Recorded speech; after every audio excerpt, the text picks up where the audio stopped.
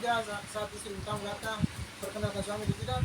Nah ada keluarga yang lakukan itu, ada keluarga yang tidak terlakukan demikian.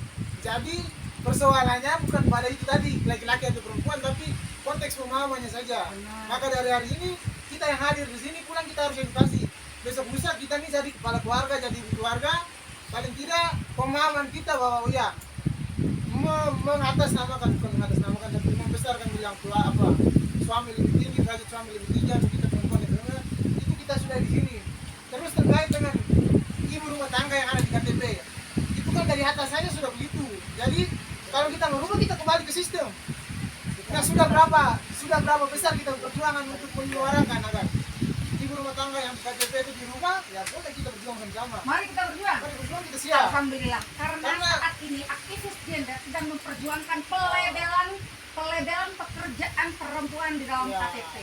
Jadi saya dengan perempuan pemahaman Jadi saja. sama seperti itu. Jadi kalau begini, sudut pandangnya kalau kita lihat dan ini kan kalau sering saya diskusi dengan teman perempuan ini, diskusi gender hanya melihat pada konteks jenis kelaminnya. Kalau melihat pada porsi itu, seolah laki-laki disudutkan. Nah ini kan kita bicara reproduksi nilai sosial. Nah, reproduksi budaya juga. Sosial budaya. Nah, bahkan hari ini di kalangan kami anak muda yang umuran 25 ke atas yang tidak secara ideal untuk menuju ke rumah tangga, bahkan yang diskusi yang hangat sekarang adalah kenapa mengalami keterlambatan menikah. Ya toh? Karena nilai sosial budaya sekarang hanya melihat laki-laki pada porsi pekerjaan. Lalu kita hanya pada konteks bahwa perempuan yang paling direndahkan. Ya toh? Mungkin ibu saya tahu, ibu salah satu beliau saya mungkin pernah di Makassar, tahu bagaimana di Makassar laki-laki seolah disudutkan. Ya toh? Bahwa harus punya apa?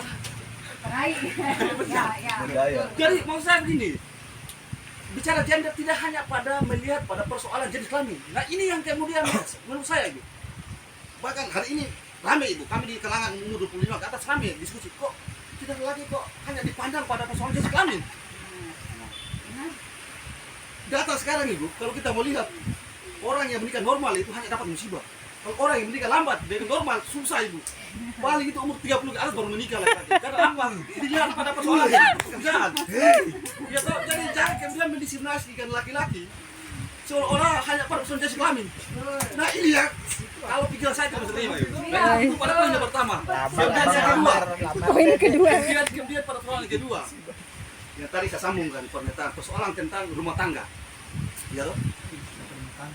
Laki-laki, memang saya jujur, laki-laki sering menganggap dirinya paling superior. Ya toh? Harus superior. Tapi kan untuk membangun rumah tangga ada proses di sana. Kalau agama bilang taruh, kalau bicara sosial ada pacaran di sana, ada romantika di sana. Nah, kalau kita bicara dua kata itu berarti ada kesepakatan bersama semestinya. Ya toh? Ada unsur kesepakatan bersama di sana. Pertanyaan kemudian, kenapa diterima laki-laki itu kalau dianggap bahwa di kemudian hari laki-laki selalu menganggap dirinya paling superior? Iya toh? Ada di sana. Maka yang kita bicara adalah kapasitasnya seorang perempuan dan seorang laki-laki, kapasitasnya.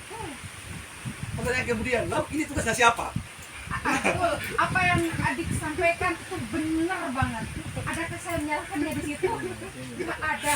Saya hanya menanyakan posisi. Jadi gini, urgennya adalah saya ingin membuat kalian memahami jika di situ kalian tanpa menyadari bahwa sudah terbentuk nilai kekerasan.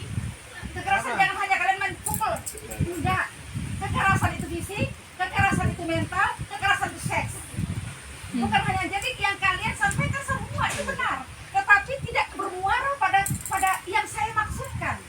Karena yang saya ingin kalian menyelami bahwa oh iya, ternyata bahwa ketika ada ketimpangan, disitulah kekerasan bermunculan. Seperti itu. Jadi kalau kamu merasa bahwa